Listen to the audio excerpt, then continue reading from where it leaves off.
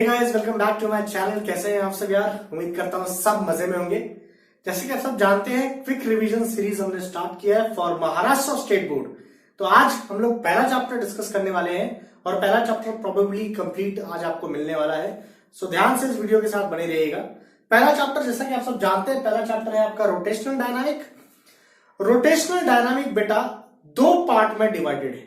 ध्यान से देखिए, पहला पार्ट सर्कुलर मोशन सेक्शन से उठाया गया है और दूसरा पार्ट जो है वो रोटेशनल मोशन सेक्शन से उठाया गया है।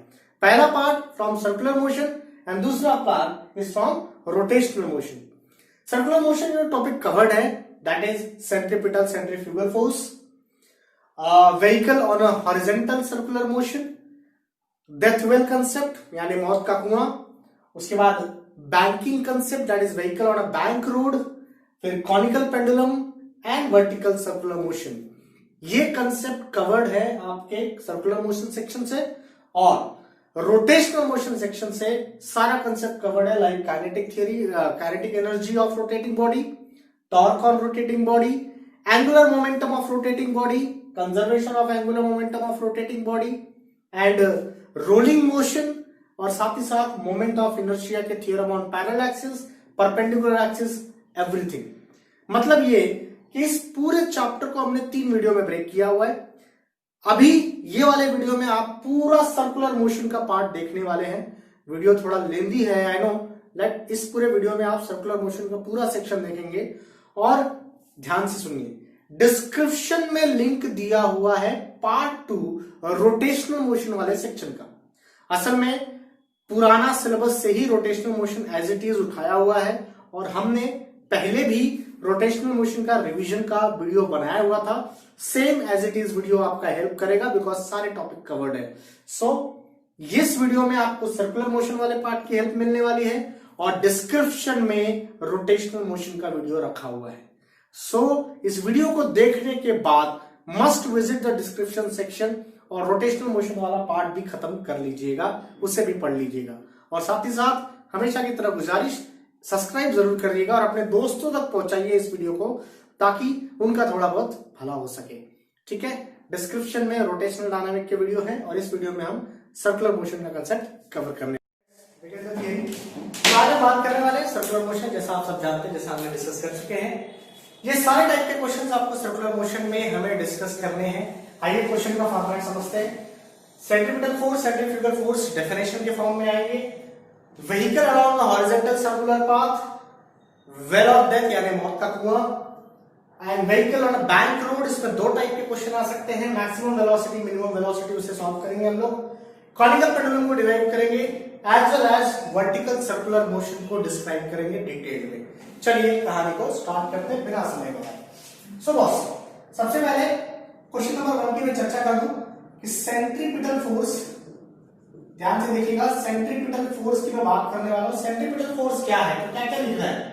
Centripetal force is a radial force, पहला very important, radial force and directed toward centre.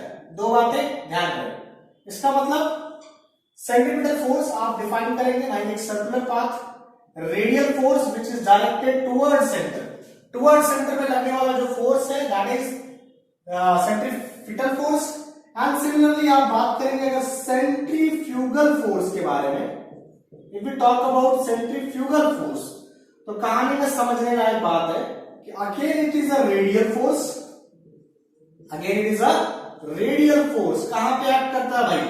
It act away from centre, centre से दूर, मतलब रेडियस के अलाउंड रहेगा लेकिन सेंटर से दूर जाता हुआ फोर्स, आउटवर्ड लगने वाला फोर्स सेंट्रीफ्यूगल फोर्स कहलाता है।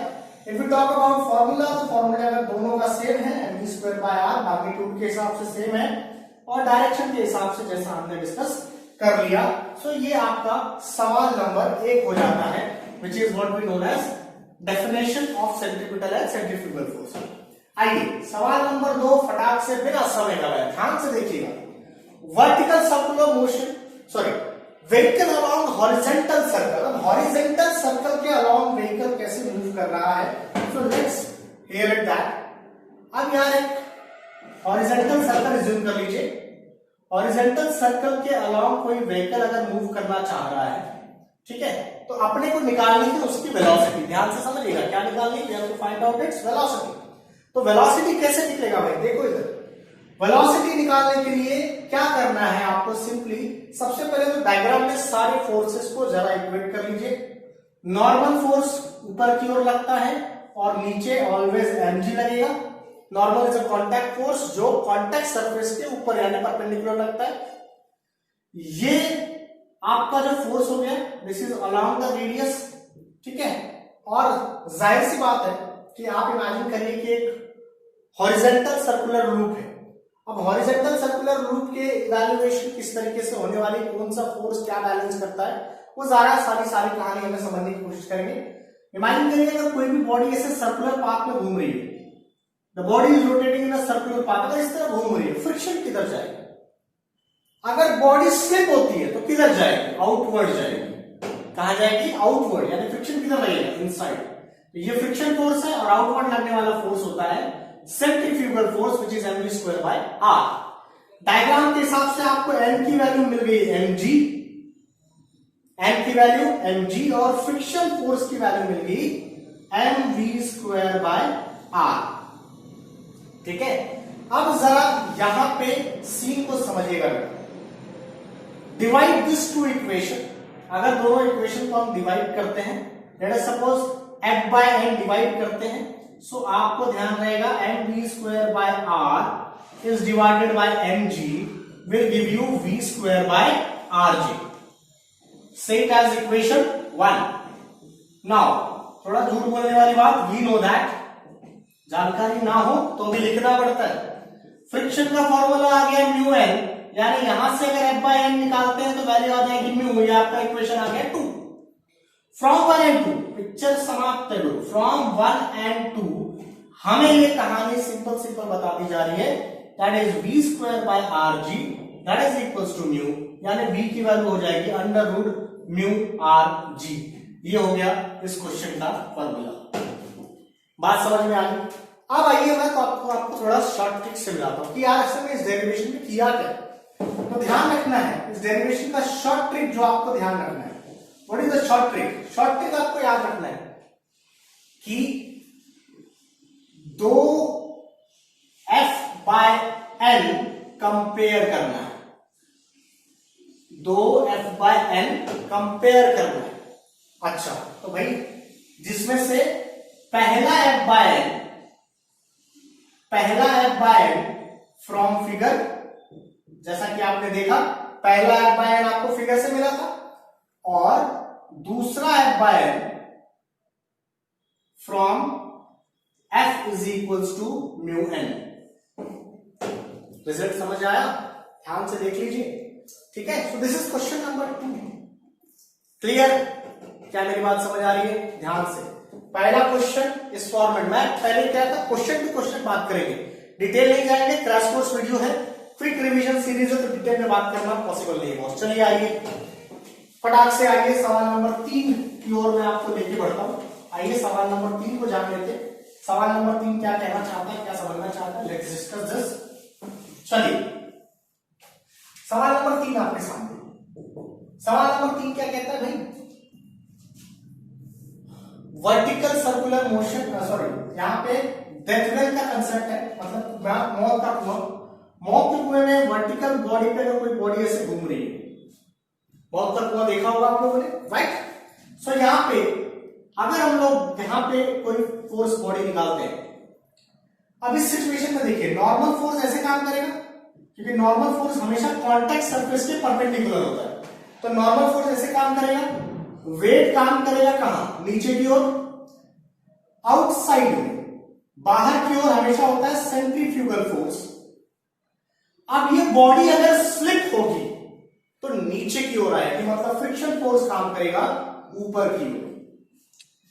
अगेन ट्रिक समझा देता हूं, आप खुद सॉल्व कर लेंगे। ट्रिक क्या है? What is the trick? Trick क्या है? ट्रिक है यहां पे दो n बाय f कंपेयर करना पड़ता है। दो n बाय f, पहला कहां से आएगा, फिगर से, दूसरा कहां से आएगा, f equal to mu n से। देख भाई बड़े आराम से, एन बाय एफ, तो एन की वैल्यू तो यहाँ पे हो गई M B square by R from figure, और एफ की वैल्यू हो जाएगी एम जी। दोनों को अगर आप डिवाइड करते हैं तो you will get N by F, N by F की वैल्यू क्या आ जाएगी V square by R G. ये आपका इक्वेशन 1 हो गया, and this story is from figure. समझ में आया क्या पब्लिक? ध्यान देना बहुत बड़े आराम से। F equal to mu N, दूसरा इक्वेशन। तो यहां पे अपने को एन बाय एफ चाहिए, तो एन बाय एफ की वैल्यू हो जाएगी 1 by mu. Solve, compare both equation, equation 1 और 2 कंपेयर किया तो आपको मिलेगा v square by R G is equals to 1 by mu. So you will get your answer v is equals to R G by mu under root में। This is your answer, this is your answer of the case. मौत के कुएं का equation है भैया। अगर इतनी velocity से कम, this is minimum velocity, maximum जितना भी घूम लो, इस वेलोसिटी से कम घूमे तो गए काम, मौत का कुआं सीधी। कहानी समझ में आएगी? 1 2 3 क्वेश्चन मैं डिस्कस कर चुका हूं आपके सामने। Am I clear? चलिए, अगर सब चीजें समझ में आ रही हो तो लाइक बटन ठोक दो यार। लाइक करने में आपका कुछ नहीं जाता है बॉस, हम लोग को मोटिवेशन मिलती है। सो चलिए आगे कहानी को फटाफट बिना समय मोबाइल खराब करते हैं चलिए देखते हैं। Let's discuss the new theory. अगला सवाल किस ओर इशारा कर रहा है देखते हैं। Now moving on to the question number 4। सवाल नंबर 4 क्या कहानी कहता है? सवाल नंबर 4 आपको vehicle on a bank road कहता है। Vehicle on a bank road ये हम डिस्कस कर चुके हैं पहले भी। We have already discussed this concept earlier। क्या है कंसेप्ट आइए जानते हैं। So vehicle on a bank road मतलब इसमें 2 कैटेगरी है, मैक्सिमम वेलोसिटी, मिनिमम वेलोसिटी। ध्यान से देखिएगा। Vehicle on a bank road, एक रोड ले लिया जिसको आपने बैंक कर दिया। अब ये व्हीकल है, इसमें हम बात करेंगे केस 1 यानी मैक्सिमम वेलोसिटी निकालने की। 2 फॉर्मूले हैं वाला, ध्यान से सुनिए। क्या निकालने की? मैक्सिमम वेलोसिटी निकालने की, ध्यान से सुनिए। ये आपका एन काम कर गया, नीचे लग गया एम जी। पूरा खेल डायग्राम में आपको बड़े अच्छा समझना। दिस अगर आप यहां पे एन का कंपोनेंट बनाते हैं तो ये आ गया आपका एन का कंपोनेंट, दिस इज थीटा, तो ये हो जाएगा एन कॉस थीटा। ये वाला कंपोनेंट हो जाएगा एन साइन थीटा, और ये बैलेंस कर रहा है बाहर सेंट्रीफ्यूगल फोर्स को। ठीक है, अब ध्यान से समझेंगे जरा। इसमें एक कंसेप्ट है फ्रिक्शन का, बड़े अच्छे से समझेंगे। अब यार आप खुद सोचो, मैक्सिमम वेलोसिटी, वेलोसिटी अगर आपकी बहुत ज्यादा है तो आपकी गिरने की पॉसिबिलिटी किधर है? ऊपर। आप बहुत तेजी से, अगर कहीं बहुत तेजी से टर्न ले रहे हो, ऐसे जा रहे हो, बहुत तेजी से टर्न ले रहे हो, तो स्लिप होने की पॉसिबिलिटी उस डायरेक्शन में। इसका मतलब तुम्हारी बॉडी स्लिप होगी इस डायरेक्शन में, तो फ्रिक्शन किधर लगता है? जिधर जाओगे उसके अपोजिट। इसका मतलब फ्रिक्शन लगेगा नीचे की ओर। This is the direction of friction. इसके कंपोनेंट बनाइए, ये कंपोनेंट आ गया, ये कंपोनेंट आ गया। ठीक है, दिस एंगल इज थीटा। इसका मतलब ये वाला कंपोनेंट जो बन गया आपका, this is F cos theta, और ये वाला बन गया एफ साइन थीटा। अब आइए horizontal forces, vertical forces compare करते हैं तो क्या मिलता है? देखो भाई, डायग्राम को बड़े अच्छे से ऑब्जर्व करो तो आपको समझ में आएगा। एन कॉस थीटा, स्टोरी को बड़े अच्छे से समझना। अरे नहीं सॉरी, गलती हो गई, दिस इज नॉट थीटा बेटा, यहाँ पे ये थीटा बनेगा क्योंकि ये तो 90 माइनस थीटा हो जाएगा, तो ये sine theta. Sorry, small mistake, जो कि बड़ी गलती बन सकती थी अगर समझ में नहीं आता तो। चलिए, F sine theta, F cos theta, आइए N cos theta minus F sine theta, diagram को ध्यान दीजिए, is equal to M G. N cos theta ऊपर, एफ साइन थीटा नीचे, दोनों मिलकर क्या बैलेंस कर रहे हैं? M G. किसी को नहीं समझ में आ रहा होगा तो we can write it like this also, इसमें भी कोई हर्ज नहीं है, मैं ऐसा लिख सकता हूं। एन कॉस थीटा ऊपर, 2 फोर्सेस नीचे, ऐसा लिखा जा सकता है। जिसको फर्दर आप सॉल्व करोगे तो N cos theta minus F sine theta that is equal to M G. Clear? Clear? चलिए, सिमिलरली अभी ये कहां पे, ये क्या हुआ? वर्टिकल कंपोनेंट कंपेयर किया आपने। कौन से कंपोनेंट थे भाई? ये vertical component. Now let's talk about horizontal component. Let's talk about horizontal component भाई। सो अगर हॉरिजॉन्टल कंपोनेंट में बात करते हैं तो हॉरिजॉन्टल कंपोनेंट में बात आती है n sin theta plus f cos theta is equals to mv square by r। ये आपके हॉरिजॉन्टल कंपोनेंट्स हो गए। अब आप क्या करिए, डिवाइड इक्वेशन 2 फ्रॉम 1।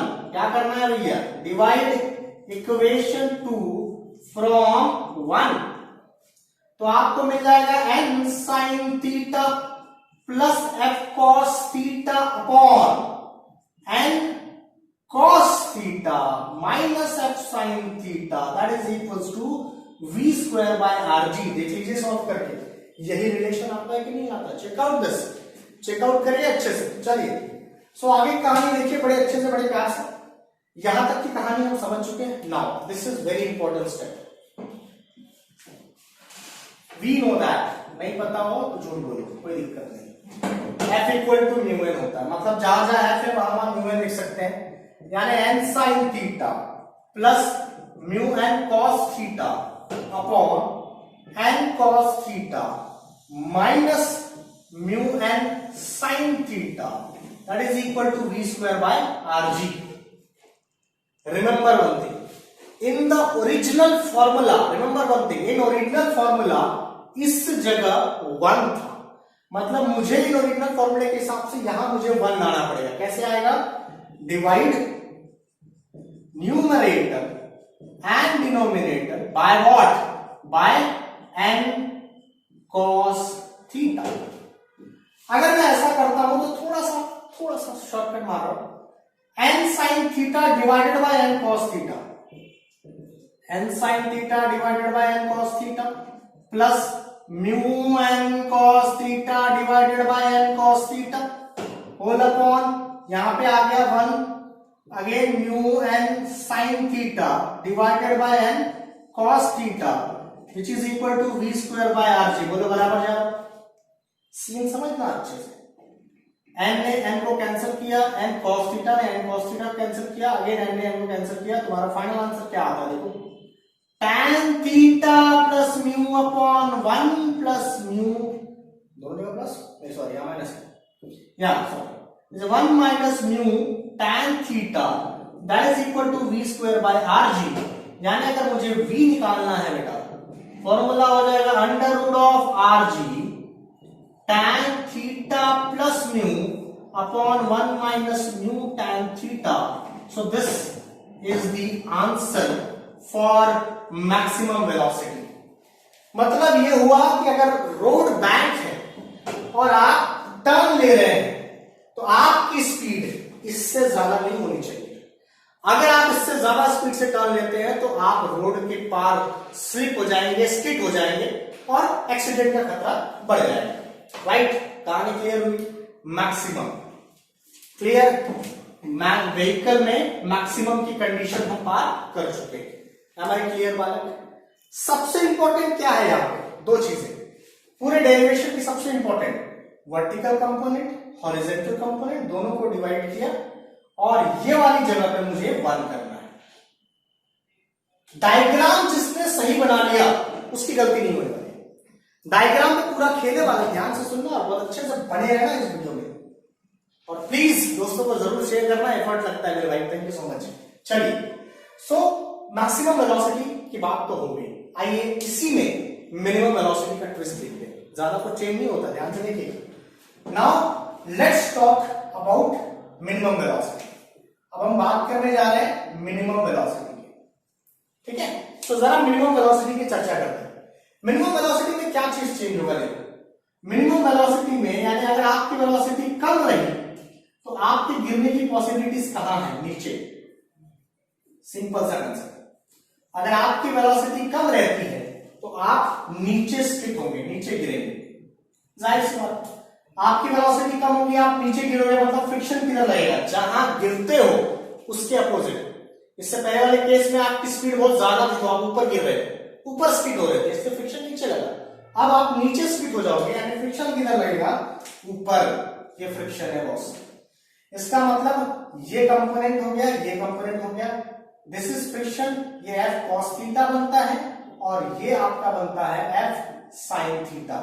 और यहां पे ये जो n कंपोनेंट है, n का तो पहले से ही था, n cos थीटा। अब देखो क्या चेंज आने वाला है, सी प्रॉपर्ली n cos थीटा, अब f sin थीटा तो उसी के डायरेक्शन में है, तो यहां पे मैं लिख दूंगा प्लस, और ये चला जाएगा इक्वल टू में। इसका मतलब यहां अगर प्लस आया तो यहां पे भी प्लस आ जाएगा, ये आपका पहला बन गया। क्लियर?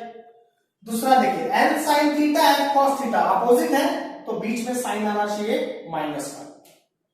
ठीक, अगेन डिवाइड 2 from 1, लेकिन साइन चेंज हो चुकी है, तो पहले की साइन में क्या था भाई, पहले की साइन माइनस इधर, दूसरा प्लस, 2 from 1, तो ये आंसर आ गया v square by R ji.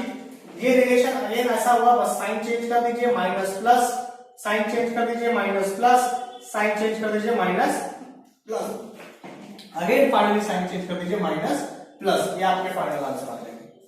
Same ये होगी आपकी मिनिमम वेलोसिटी। कोई ज्यादा ऐसा यूनिक चीज, यूनिक कंसेप्ट नहीं है, it's a simple way problem, simple problem that's what we are discussing. समझ आई बात? 4 कोटा क्लियर। उम्मीद करता हूं समझ में आ रहा होगा। अगर समझ में आ रहा होगा वीडियो को लाइक कर दो मेरे भाई, प्लीज ध्यान से देखिएगा। ठीक है, 1 2 3 4 फोर्थ में 2 केसेस है, याद रखना। क्वेश्चन में मैक्सिमम वेलोसिटी भी पूछ सकता है और मिनिमम वेलोसिटी भी पूछ सकता है। क्विक रिवीजन है ये, क्विक रिवीजन है बॉस। चलिए आगे शुरू करते हैं अगला question. This is question number 5, ध्यान से देखिए। तो क्वेश्चन नंबर 5 जिसके बारे में बात करने वाला हूं, दैट इज कॉनिकल पेंडुलम। और कॉनिकल पेंडुलम की क्या कहानी है, let's understand properly. Conical pendulum क्या होता है, टाइम पीरियड का फॉर्मूला क्या है, कैसे डिराइव करते हैं, तमाम सारी बातें हम यहाँ पर डिस्कस करने वाले हैं। तो आइए बने रहते हैं। सो देखिएगा, क्वेश्चन नंबर 5 की बात करने जा रहे हैं, जिसमें हम लोग बात करेंगे कॉनिकल पेंडुलम की। ठीक है, तो we are going to discuss conical pendulum. ये कॉनिकल पेंडुलम क्या कहता है भाई? कॉनिकल पेंडुलम कहता है कि मान लीजिए कि एक ऑब्जेक्ट है जिसको आप ऐसे घुमा रहे हो, like you are rotating like this. ये आपका रेडियस बन जाता है, ये हाइट है और ये लेंथ है। You are rotating at an angle theta. ठीक है, अब इसमें कंपोनेंट समझो, बहुत आसान है। टेंशन ऐसे काम करेगा, टी नीचे काम होता है एमजी का। टेंशन के कंपोनेंट बना दोगे तो ये वाला कंपोनेंट थीटा के साथ टी कॉस थीटा बन जाएगा, और ये वाला कंपोनेंट टी साइन थीटा बन जाएगा। यहां पे बैलेंस हो जाएगा एमवी स्क्वायर बाय आर। अब जरा फील करना मेरा टॉपिक को, तो आप क्या देख रहे हो, T cos theta is equal to MG और T sine theta is equal to MV square by R. Equation 1, equation 2, again divide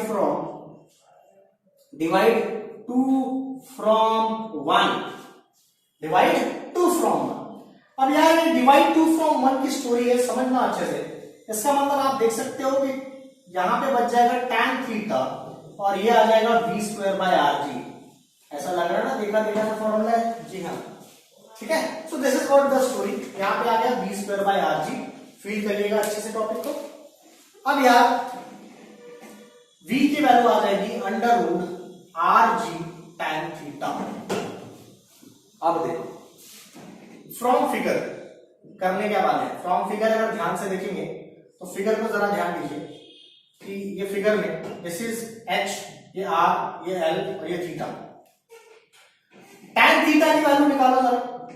तो tan थीटा की वैल्यू होती है अपोजिट अपॉन एडजेसेंट, तो r बाय h आएगा। मतलब ये tan थीटा की वैल्यू उठा इनपुट कर दो, तो यहां पे v की वैल्यू आ जाएगी under root of R G into R by H, यानी under root R square G by H, यानी r कॉमन आ गया under root G by H, यह आ गया v का।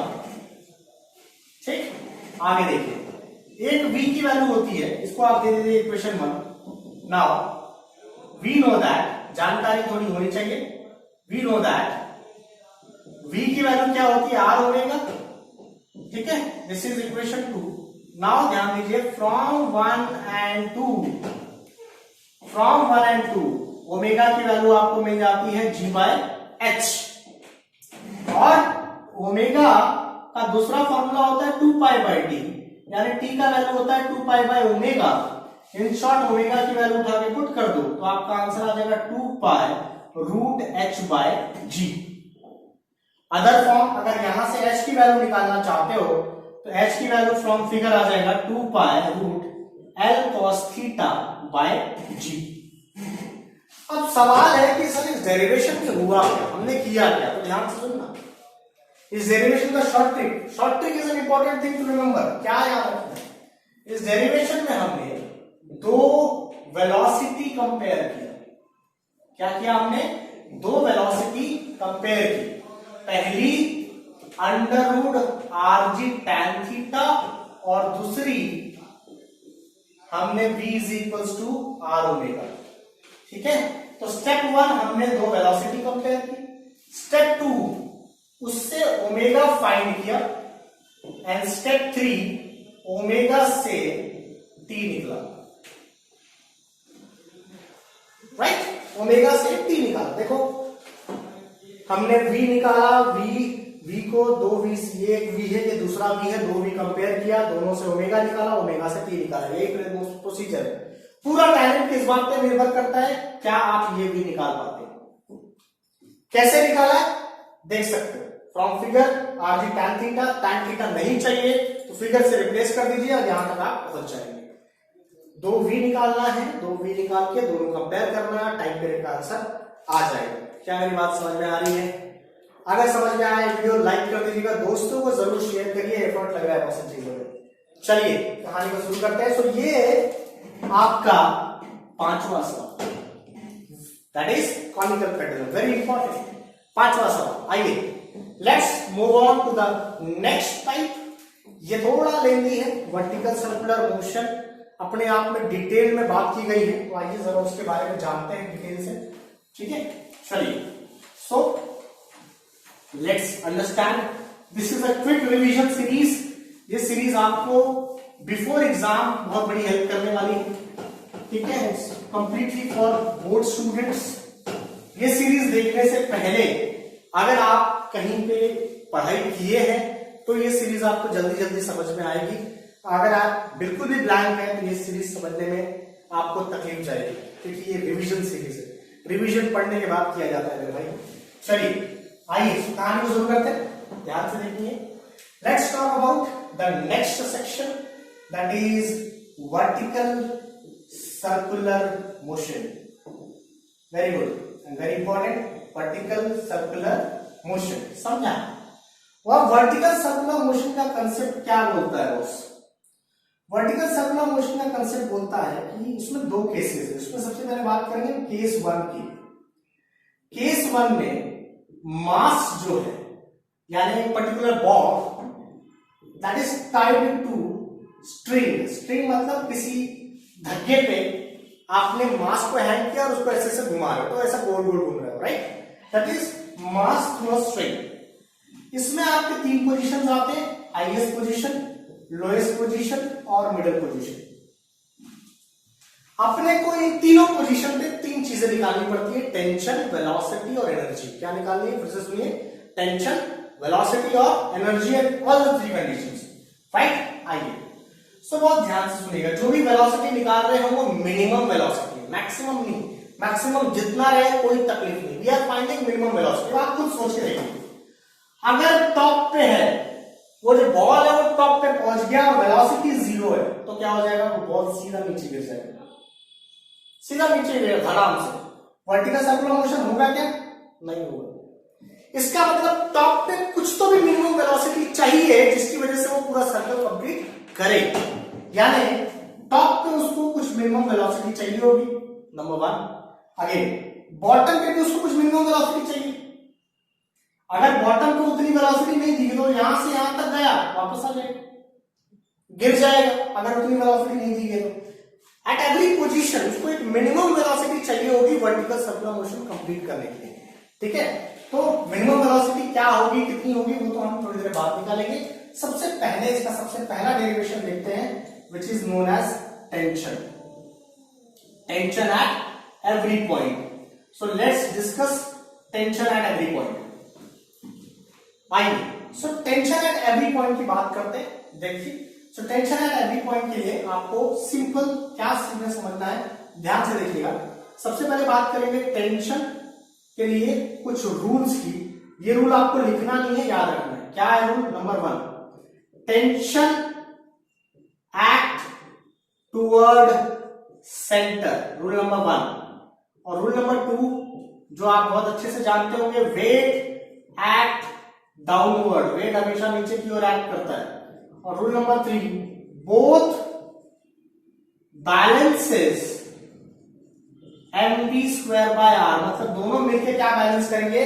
सेंट्रीफ्यूगल फोर्स बैलेंस करेंगे। तो चलिए जरा देखते हैं कि इनसे कैसे सॉल्व होने वाला है। बात करते हैं tension at a point. Let's talk about tension at a point. So tension at a point की बात करते हैं। देखो इधर टेंशन एट ए पॉइंट पे टेंशन टुवर्ड सेंटर, सेंटर नीचे है इसलिए टेंशन नीचे हो गया, ठीक है। वेट हमेशा डाउनवर्ड रहेगा, तो ये इसका वेट हो गया। और दोनों मिलकर सेंट्रीफ्यूगल फोर्स बैलेंस करेंगे।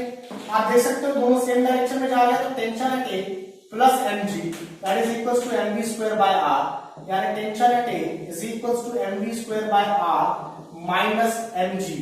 ये कहानी हो गई टेंशन एट ए पोजीशन, ठीक है। सिमिलरली बात करेंगे टेंशन एट बी पोजीशन की। तो बी पोजीशन के लिए सेंटर ऊपर है इसलिए टेंशन ऊपर रहेगा, लेकिन वेट तो हमेशा नीचे ही एक्ट होता है। अब यहाँ पे ये दोनों अपोजिट है, तो लिखा जाएगा tension at B minus mg that is equals to mv square by r। Am I clear? So tension at A mv square by r। So यहाँ पे टेंशन एट बी की वैल्यू हो जाएगी mv square by r plus mg। This is what the story है tension at B.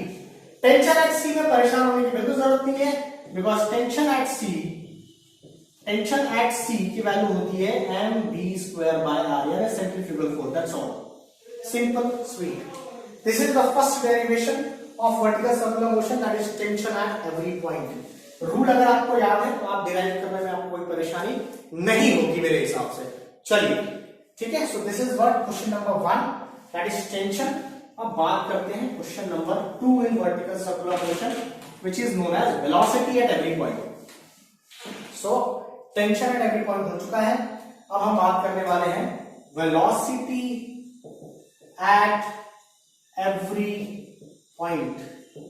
So let's discuss velocity at every point, जिसमें सबसे पहले बात करेंगे हम वेलोसिटी एट ए पॉइंट। ध्यान देना, वेलोसिटी एट ए पॉइंट के लिए टेंशन का इक्वेशन यूज होता है।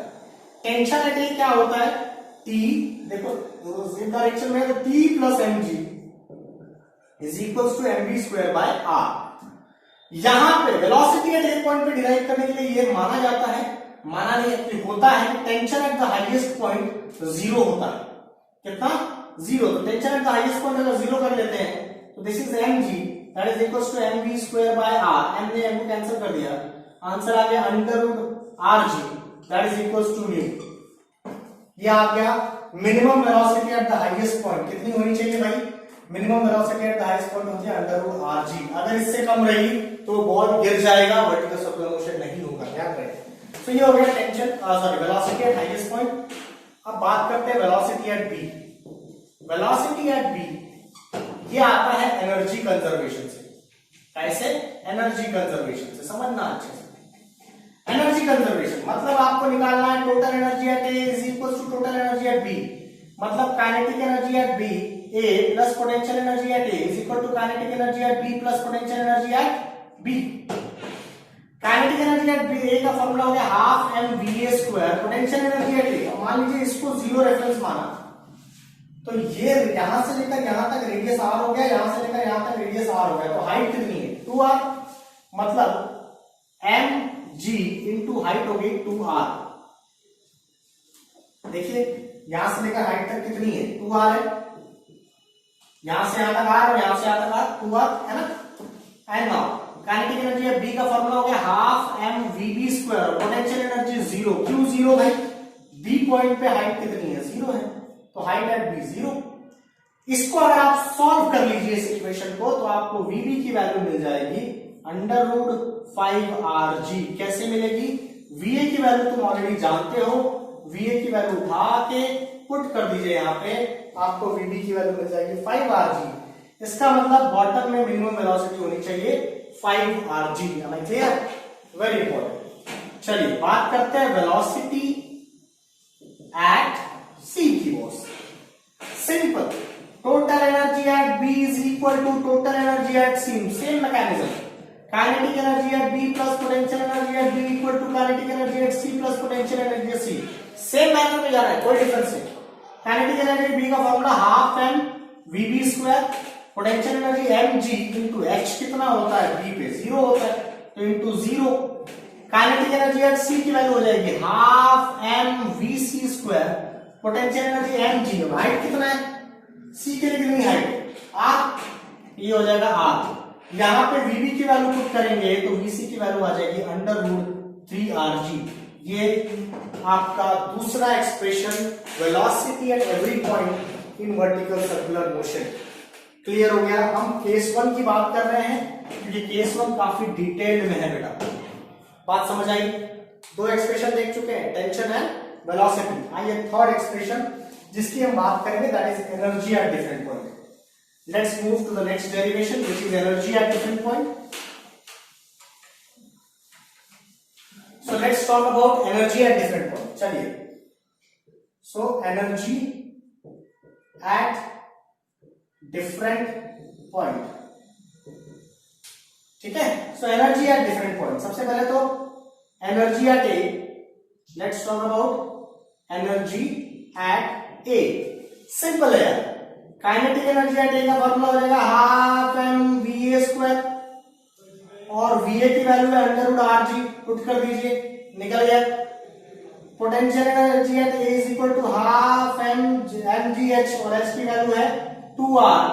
पुट कर दीजिए, निकल गया।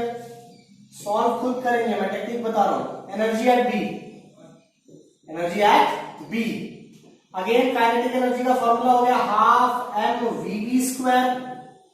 vb की वैल्यू आपको पता है कितना, अंडर रूट 5rg। पुट कर दीजिए। और पोटेंशियल एनर्जी का फॉर्मूला हो गया mgh, h की value at the b point is 0, आप जानते हैं बहुत अच्छे तरीके से। और अगर c की बात करें, if we talk about energy at c, if we talk about energy at c, तो फॉर्मूला हो जाएगा kinetic energy at c is half m vc square. यहां पे vc की वैल्यू अंडर रूट 3rg, और पोटेंशियल एनर्जी mgh, और h की value what is h? h की वैल्यू यहां पे हो जाएगी r। Substitute and find the answer. Kinetic potential total निकालना है। टोटल का फॉर्मूला हर जगह क्या होगा? Kinetic plus potential. ये हो गया हर जगह की एनर्जी आप निकाल पाए। Is it clear?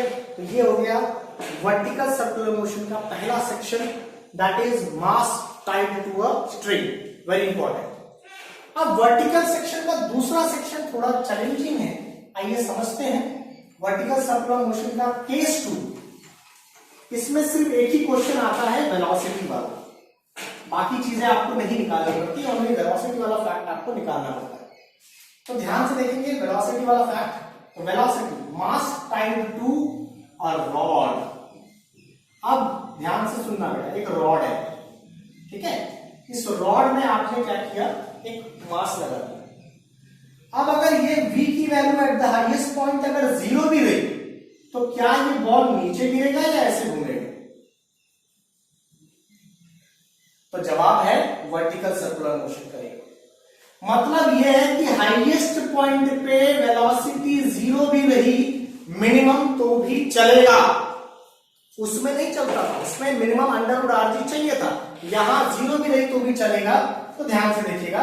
अब वेलोसिटी एट A, सिंपल सी बात है, वेलोसिटी एट A कैसे डिराइव करेंगे? वेलोसिटी एट A डिराइव करने की भी जरूरत नहीं है, क्योंकि वो 0 भी रही तो भी चलेगा। ज्यादा रही तो अच्छी बात है, लेकिन कम मिनिमम कितनी हो सकती है? 0, उससे कम तो पॉसिबल नहीं। अब बात करते हैं वेलोसिटी एट B की। वेलोसिटी एट B की, तो वेलोसिटी एट B की जब हम बात करते हैं, तो वेलोसिटी एट B में आगे एनर्जी कंजर्वेशन लगा दीजिए आप। फिर से वही concept, energy conservation. Kinetic energy at A plus potential energy at A, kinetic energy at B plus potential energy at B, same जा रहे हैं। Half m va square mgh of A, half m vb square mgh of B। ध्यान से सुनना, मतलब kinetic energy है कितना हो जाएगा 0, ये आ गया 0। क्यों? क्योंकि वेलोसिटी मिनिमम 0 भी रही तो भी चलता है। प्लस mg हाइट 2r, कैसे आया पिछले में बताया था मैंने, half m v c square, ये हो जाएगा 0। सॉल्व कर लेंगे तो वीबी की वैल्यू कितनी आ जाएगी, देखो m ने m को कैंसिल कर लिया, आपका आंसर आ गया √4rg, ये हो गई बॉटम पे वेलोसिटी √4rg। बात समझ में आ गई। In the similar manner you can find out velocity at point C, same manner में total energy at B, total energy at C compare कर दीजिए। In the similar manner you can find out the velocity at C. क्या मेरी बात समझ में आ रही है? So this is your first part of rotational dynamic, that is circular motion. Second part देखने के लिए डिस्क्रिप्शन में उसका लिंक दिया है, go and find out the second part of rotational dynamic, that is vertical rotational motion. ठीक है, so this is the first part. Second part के लिए आपको डिस्क्रिप्शन में लिंक दिया है, वहां जाके आप विजिट कर सकते हो। है ना clear? Thank you so much channel के साथ बने रहने के लिए, और प्लीज सब्सक्राइब करिए, अपने दोस्तों को जरूर शेयर करिएगा, क्योंकि थोड़ा एफर्ट लगता है इन सारी चीजों को बनाने में। बहुत बहुत धन्यवाद, थैंक यू सो